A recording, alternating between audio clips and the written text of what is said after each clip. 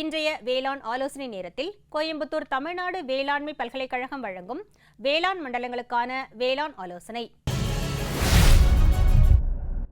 இந்திய வானிலைத்துறை மற்றும் தமிழ்நாடு வேளாண்மை பல்கலைக்கழகத்தின் வேளாண் காலநிலை ஆராய்ச்சி மையம் கோயம்புத்தூர் இணைந்து வழங்கும் வேளாண் மண்டலங்களுக்கான வேளாண் ஆலோசனை.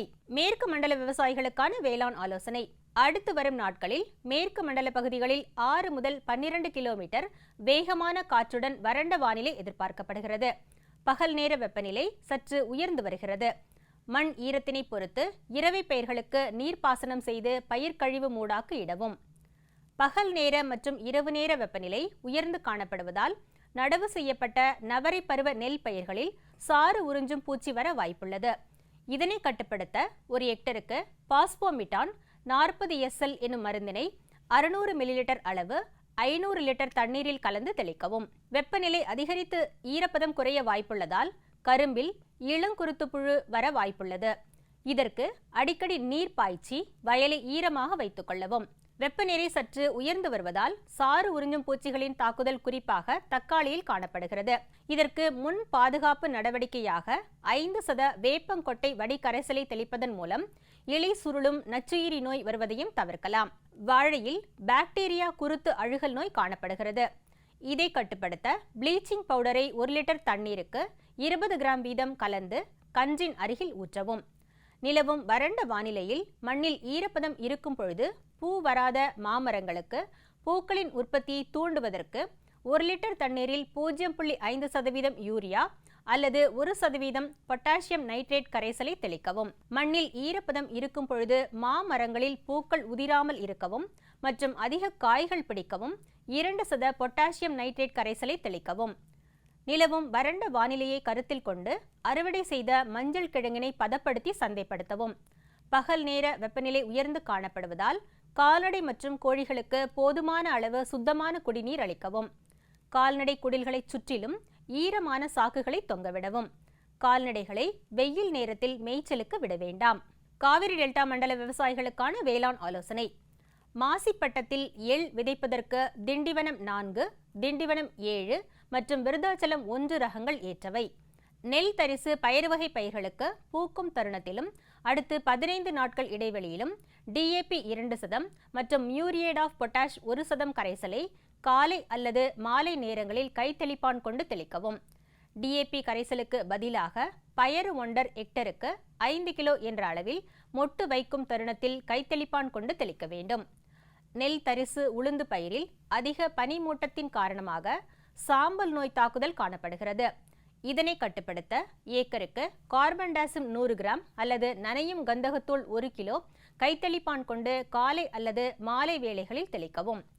அடுத்த சில தினங்களுக்கு பகல் நேர வெப்பநிலை அதிகரிக்க வாய்ப்புள்ளதால் தங்களின் கால்நடைகளை காலை அல்லது மாலை வேளைகளில் மேய விடுவதுடன் நண்பகல் நேரத்தில் நிழல் பகுதியில் நிறுத்தி வைக்கவும். தெற்கு மண்டலம் ஒன்றிற்குட்பட்ட மாவட்டங்களுக்கான வேளாண் ஆலோசனை. வறண்ட வானிலை நிலவுவதால் அனைத்து பயிர்களுக்கும் நீர்ப்பாசனம் செய்ய வேண்டும். வறண்ட வானிலை மற்றும் அதிக ஈரப்பதம் நிலவுவதால் பூச்சி தாக்கம் மற்றும் நோய் தாக்கத்திற்கு வாய்ப்புள்ளது. இதனால் பூச்சிக்கொல்லி மருந்து தெளிக்கவும். வறண்ட வானிலை நிலவுவதால் மிளகாயில் புகையிலை வெட்டுப்புழு வர வாய்ப்புள்ளது. இதனை கட்டுப்படுத்த 10 லிட்டர் தண்ணீரில் ஸ்பைனோசாட் 45% SC 3.2 மில்லி தெளிக்கவும் அல்லது எமாமெக்டின் பென்சோயேட் 5% SG 4 கிராம் கலந்து தெளிக்கவும். வறண்ட வானிலையால் மல்லிகை மொட்டுப்புழு வர வாய்ப்புள்ளது. இதனை கட்டுப்படுத்த 5% வேப்பம் விதைச்சாற்றை தெளிக்கவும். வறண்ட வானிலை எதிர்பார்க்கப்படுவதால் கால்நடைகளுக்கு அடிக்கடி தண்ணீர் கொடுக்கவும். அதிக வெப்பம் நிலவுவதால் ஆடுகளுக்கு அம்மை நோய் தாக்க அதிக வாய்ப்புள்ளது. உடனடியாக தடுப்பு ஊசி செலுத்தவும். புண்களில் போரிக் பவுடர் மற்றும் கிளிசரின் கலந்து கலவையை மருந்தாக பூச வேண்டும். தெற்கு மண்டலம் 2ற்குட்பட்ட மாவட்டங்களுக்கான வேளாண் ஆலோசனை. நிலவும் பருவச் சூழ்நிலையில் சுரைக்காய் மற்றும் பாகற்காய் பயிர்களில் செர்கோஸ்போரா இலைப்புள்ளி நோய் தாக்குதல் பரவலாக தென்படுகிறது. இந்நோய் தாக்குதலினால் இலைகளில் பழுப்பு நிறத்தில் ஒழுங்கற்ற புள்ளிகளும் கரும்புகை பூசணத்துடன் நீளவாக்கு புள்ளிகளும் காணப்படும். இலைப்புள்ளிகளுடன் உள்ள இலைகள் உதிர்ந்துவிடும். இதனை கட்டுப்படுத்த 10 லிட்டர் தண்ணீருக்கு 35 மில்லி கஸ்காமைசின் 20 கிராம் காப்பர் ஆக்சிக்ளோரைடு மற்றும் 10 மில்லி என்ற அளவில் ஒட்டும் பசை சேர்த்து தெளிக்க வேண்டும். தக்காளியில் பாக்டீரியா வாடல் நோயானது பரவலாக தென்படுகிறது. இந்நோயானது வளரும் தாவரங்களை விரைவாக மற்றும் முழுமையாக வாடச் செய்வதாகும். தக்காளியின் கீழ் இலைகள் வாடுவதற்கு முன்பே விழுந்துவிடும். தண்டு நாளங்களில் படையெடுத்து திசுக்களை மஞ்சள் பழுப்பு நிறமாக நிறமாற்றம் அடைய செய்கின்றன. இதன் தாக்குதலை கட்டுப்படுத்த நாற்று நடும் பொழுது நாற்றிற்கு சேதம் ஏற்படாமல் நட வேண்டும். 1 ஹெக்டருக்கு 10 கிலோ ப்ளீச்சிங் தூளை இடலாம். மேலும் வெண்டை, தட்டைப்பயிறு, மக்காச்சோளம் மற்றும் கேழ்வரகு, கத்திரி போன்றவற்றை பயிர் சுழற்சி முறையினை பின்பற்றி பயிரிடுவதன் மூலம் தக்காளியில் பாக்டீரியா வாடல் நோயை குறைக்கலாம். வாழைப்பயிரில் குருத்து சுருட்டு அழுகல் நோயின் தாக்குதல் பரவலாக தென்படுகிறது. இதன் காரணமாக ஏற்படும் தொற்றானது இலைகளில் சுருக்கம் மற்றும் முதிர்ச்சி அடையாத பழங்களை கூட பாதிக்கிறது. இந்நோயானது பழைய மற்றும் மோசமாக பராமரிக்கப்படும் தோட்டங்களில் அதிகமாக பரவுகிறது. தோட்டங்களில் வாழை மரங்களுக்கிடையில் போதுமான காற்றோட்டம் ஏற்படுத்துவதன் மூலம் இதனை குறைக்கலாம். குலைகளின் மீது 1 லிட்டர் தண்ணீருக்கு 250 கிராம் காப்பர் ஆக்சிக்ளோரைடு மற்றும் 1 மில்லி ஈரமாக்கும் திரவம் ஆகியவற்றை கலந்து தெளிக்கலாம். மேலும் 1 லிட்டர் தண்ணீருக்கு 20 மில்லி என்ற அளவில் டெப்புகோனோசால் மருந்தினை வாழைத்தாரின் காம்புகளில் தெளிக்கலாம். மலைப்பிரதேச மண்டல விவசாயிகளுக்கான வேளாண் ஆலோசனை. கேரட்டில் நூற்புழு மேலாண்மைக்கு நடவு செய்யும் போது ஹெக்டருக்கு 1 டன் வேப்பம் பிண்ணாக்கு மண்ணில் இடவும். பூண்டு குமிழ் விளைச்சலை அதிகரிக்க நடவு செய்த 30, 45 மற்றும் 60 நாட்களில் நீரில் கரையக்கூடிய நுண்ணூட்டச்சத்து கலவையை 1 லிட்டர் தண்ணீருக்கு 0.50 கிராம் என்ற அளவில் இலையில் இடலாம். பூண்டு பயிரில் இலைப்புள்ளி ஊதா நிற கருகல் ஏற்படுவதை கட்டுப்படுத்த 1 லிட்டர் தண்ணீரில் மான்கோசெப் 2 கிராம் அல்லது காப்பர் ஆக்சிக்ளோரைடு 2.5 கிராம் இலை வழி தெளிக்கவும். குறுமிளகில் வேர் முடிச்சு மற்றும் ரெனிஃபார்ம் நூற்புழுக்களின் எண்ணிக்கையை கட்டுப்படுத்துவதற்கு பாசில்லஸ் சப்டிலிஸ் PPV 57 அல்லது சூடோமோனஸ் ஃப்ளோரசன்ஸ் 10 கிராம் கொடியை மண்ணில் பயன்படுத்த பரிந்துரைக்கப்படுகிறது. பாகற்காயில் அஸ்வினி மற்றும் தத்துப்பூச்சியை கட்டுப்படுத்த 10 லிட்டர் தண்ணீரில் இமிடாக்ளோபிரிட் 70 WG 1 கிராம் இலைகளில் பயன்படுத்த பரிந்துரைக்கப்படுகிறது. வடமேற்கு மண்டல விவசாயிகளுக்கான வேளாண் ஆலோசனை. மாசிப்பட்டத்தில் இரவையில் பருத்தி சாகுபடி செய்யவுள்ள விவசாயிகள் சுரபி ரகத்திற்கு பதிலாக சுரக்ஷா என்ற புதிய நீண்ட இழை பருத்தி ரகத்தை தேர்வு செய்து அடர் நடவு முறையில் 90க்கு 15 சென்டிமீட்டர் இடைவெளியில் விதைப்பு செய்வதால் அதிக மகசூல் பெறலாம். நடப்பு பருவத்தில் நிலக்கடலை பயிரில் டிக்கா இலைப்புள்ளி நோய் தாக்கம் தென்படுகிறது. இதனை கட்டுப்படுத்த 1 லிட்டர் நீருக்கு 2 கிராம் கார்பன்டாசிம் என்ற பூஞ்சான கொல்லி மருந்தினை கலந்து தெளித்து கட்டுப்படுத்தலாம். தற்போது நிலவி வரும் தட்பவெட்ப சூழ்நிலையில் மரவள்ளியில் செம்பேன் தாக்குதல் தென்படுகிறது. இதனை கட்டுப்படுத்த இலைவழி தெளிப்பாக புரோப்பர்கிட் என்ற ரசாயன பூச்சிக்கொல்லி மருந்தை 1 லிட்டர் தண்ணீருக்கு 15 மில்லி வீதமும் ஒட்டும் திரவம் 1 மில்லி கலந்து தெளிக்கவும்.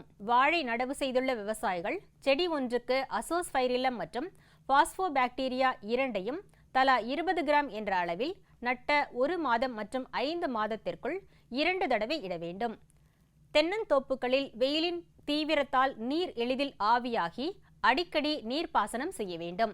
எனவே தட்டைப்பயிரை ஊடுபயிராக விதைக்கும் போது நீர் ஆவியாவது குறைவதுடன் மண்ணில் தழைச்சத்தை நிலைநிறுத்தி மண் வளத்தை மேம்படுத்துகின்றது.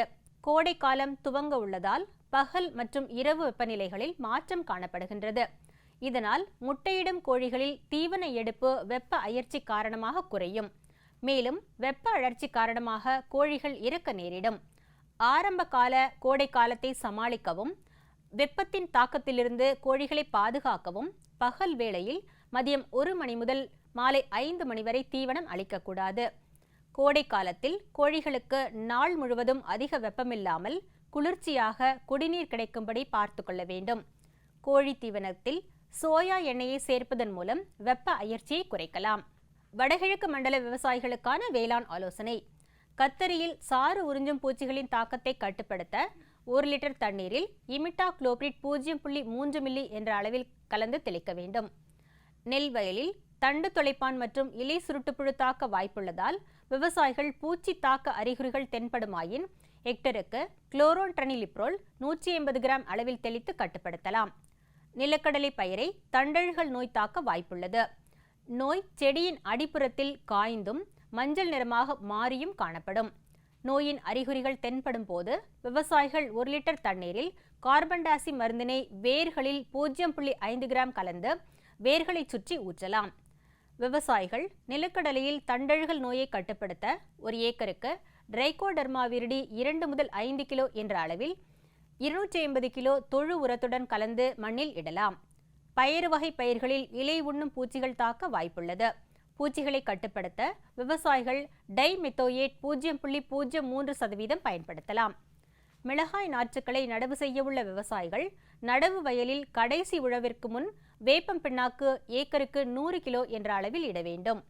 விவசாயிகள் தென்னையை தாக்கும் சுருள் வெள்ளையை கட்டுப்படுத்த வேப்ப எண்ணெய் 3% தண்ணீரில் கலந்து தெளித்து கட்டுப்படுத்தலாம். கன்று ஈனும் கொட்டகையில் இருக்கும் சின்ன மாடுகளை குளிர் அழற்சி தாக்காமல் இருக்க 10 முதல் 12 சென்டிமீட்டர் வைக்கோல் படுக்கை வசதி செய்து தர வேண்டும். புதிதாக பிறந்த செம்மறி ஆட்டுக்குட்டிகளுக்கு குளிர் அழற்சி தாக்காமல் இருக்கவும் ஆரோக்கியமாகவும் இருக்க வைட்டமின் சத்து டானிக்குகளை அளிக்க வேண்டும். கால்நடைகளுக்கு தேவையான பசுந்தீவனத்தை வருகின்ற கோடை காலத்தில் பயன்படுத்த ஊறுகாய் புல்லாக மாற்றி சேமித்து வைக்க வேண்டும். அதிக மழை பெறும் மண்டல விவசாயிகளுக்கான வேளாண் ஆலோசனை. அறுவடைக்கு பின் ஏற்படும் பழ அழுகலை தடுக்க மேங்கோசிப் என்ற மருந்தினை 1 லிட்டர் நீருக்கு 2 கிராம் என்ற அளவில் கலந்து பழம் அறுவடை செய்வதற்கு முன்பு தெளிக்க வேண்டும். காற்றின் வேகம் மணிக்கு 8 முதல் 12 கிலோமீட்டர் அதிகமாக இருப்பதால் குலை தள்ளிய வாழை மரங்களுக்கு மூங்கில் அல்லது சவுக்கு குச்சிகள் கொண்டு முட்டு கொடுக்கவும். நெல் தரிசு நிலங்களில் மஞ்சள் தேமல் நோய் எதிர்ப்பு திறன் கொண்ட பயிரான உளுந்து வகை பயிர்கள் வம்பன் 6 மற்றும் 8 ரகத்தினை சாகுபடி செய்யலாம்.